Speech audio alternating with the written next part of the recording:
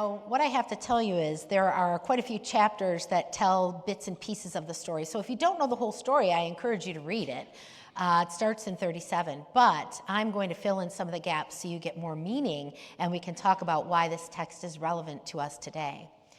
As I said, over the past several weeks, we've been continuing this sermon series. I hope you're not bored yet. We're going to be wrapping up at the end of summer.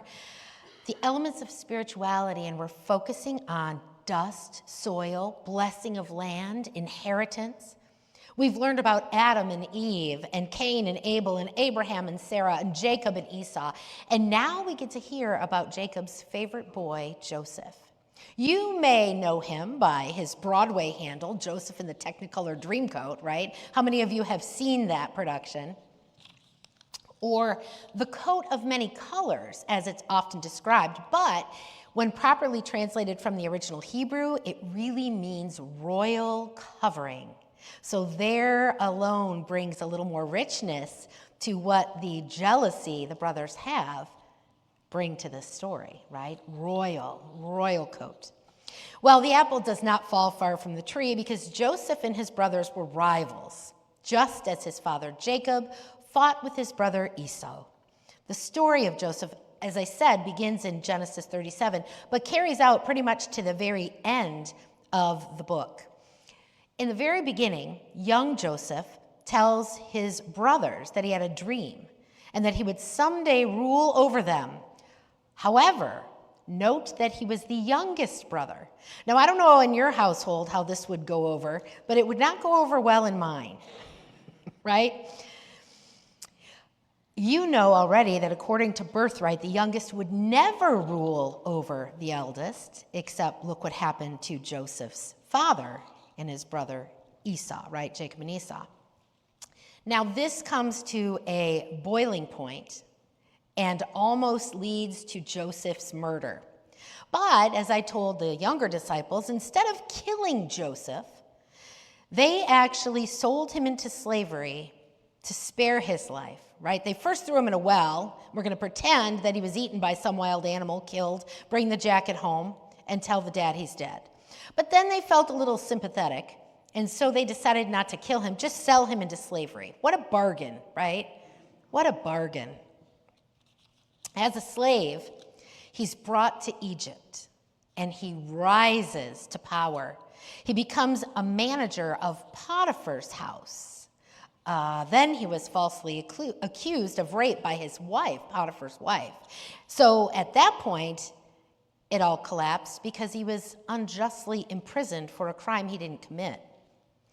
However, what we can hang on to is that by God's plan and under God's protection, Joseph's innate gift of dream and dream interpretation eventually lead him to a position of power in Egypt, second only to Pharaoh himself. So he has a rough go for many years. And here we are at the point in the story, I think we all revel in this moment, right? One day it happened, that moment we dream of, that it all comes full circle in what you sow is what you reap karmic moment. His backstabbing, good-for-nothing brothers came to Egypt, and they were bowing before him at his feet, just as in the very first dream he had told them. They came because they were in desperate need of food during what was to be a 7-year famine that was devouring a large part of their world at the time. Now, with the tables turned, Joseph could easily have taken revenge on them. Okay, you don't have to raise your hand on this, but I'm just going to say, I'm going to ask, how many of you would have wanted to take revenge on those siblings? Okay, how many of you would have? I don't know. It's kind of, right? We don't know until we're in that kind of a situation. But he didn't. He didn't let them starve. Through some clever plans, which is a really interesting part of the story, and I don't have time to share it if you want to read it, he uncovered the fact that his brothers had actually changed. Really, truly, actually, unbelievably so, changed for the better. In fact, he witnessed one of the brothers readying himself to give his life for another brother. And it was then that Joseph decided to reveal himself.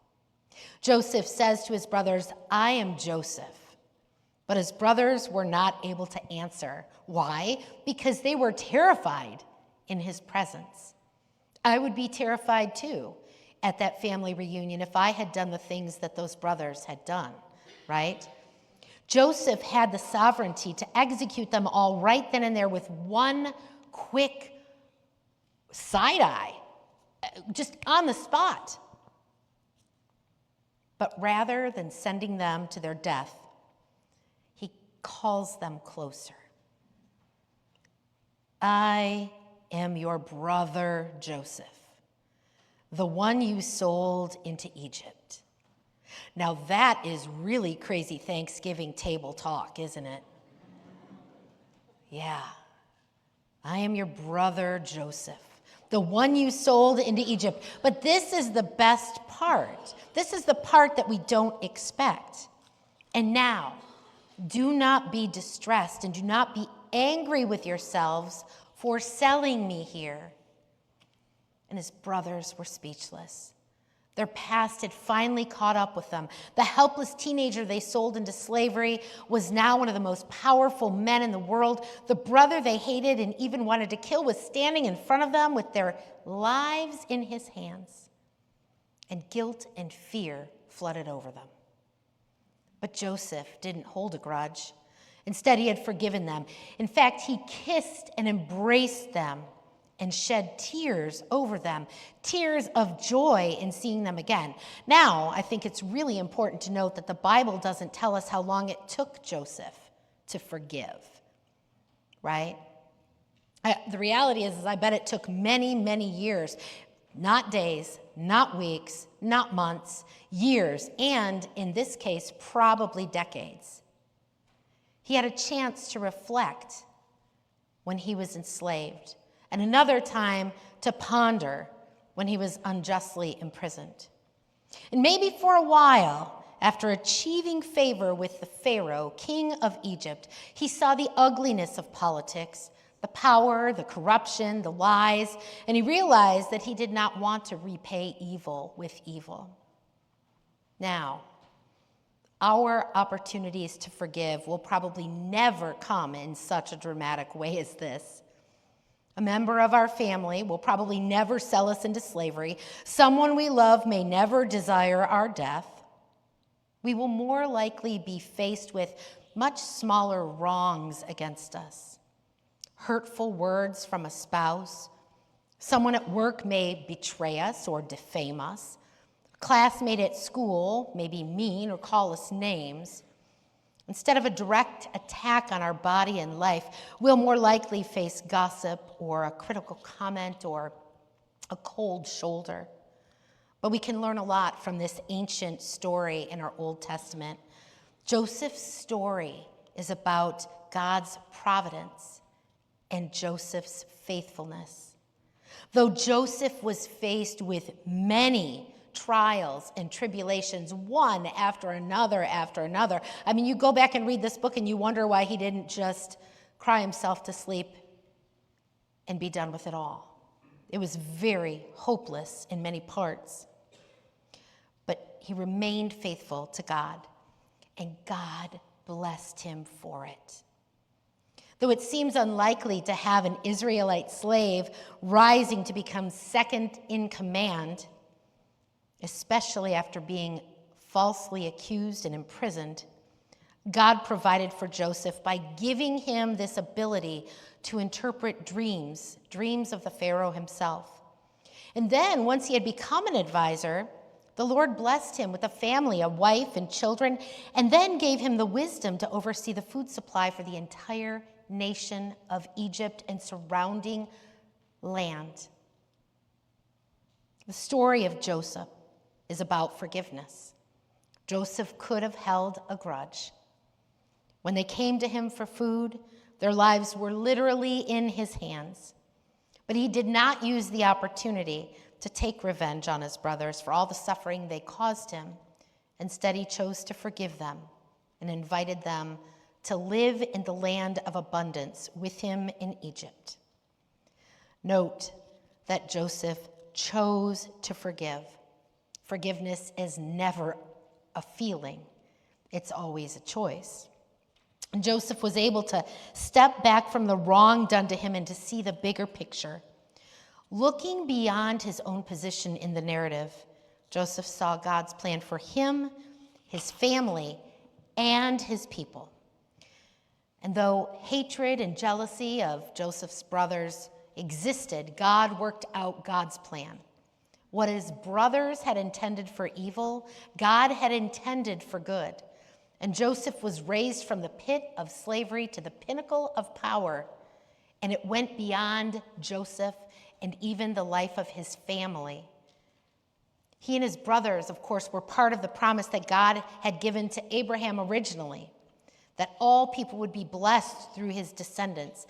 And as we look back over history, we know that from the small group of people, hold on to this one, a child, many generations later, would be born in Bethlehem. He would rescue all people from sin by paying for the sins Joseph committed, his brothers committed, and the sins of every sinner who has ever lived. So why forgive? We're getting ready to wrap this up. Though the answer might be difficult, it is because God has forgiven us first. God demonstrates this. We ground ourselves in God, and we find ourselves at the foot of the cross each and every time. On the cross, Jesus the Christ extended his arms in unconditional love, giving his broken body as bread of life and his very own blood as the cup of salvation for each and every one of us. We didn't love him above all things. We haven't treated each other kindly. We're just as bad as Joseph's brothers if you really think about it. Hatred clouds our hearts. There have been times when we have wished evil on others, and yet God has declared our sins forgiven and forgotten, and the marks are erased for good. This willingness to forgive comes through Jesus. But the confidence to forgive can only be found through trust in God and from the kind understanding of God's will that Joseph had. He understood that no matter what someone else did to him, God would make good of it. Joseph also understood that God's will to reach people with his forgiveness is often shown through the forgiveness his people show to one another. So, you have a challenge this week. I challenge you to step back, take a balcony view, if you will, a bird's eye view, and look at God's big picture for your life. I would love for you to make a list of the times you've encountered trials and tribulations, and then maybe in another color, write out and note how God has come through for you. Tape this to your bathroom mirror, your refrigerator. Keep it in your car so that when you're stopped at a long light or in traffic, you can just look at it for a quick moment to remind yourself. Now, make a second list, considering the times others have failed you, but also consider the times you have failed others. And then after making amends where you are able, tear this list up and let God handle the rest. And like Joseph, trust that what others have intended for evil, God intends for our good always and forever. So this day I say all thanks and glory and honor and power be to our sovereign Lord, who not only forgives, but enables and inspires us to forgive as well.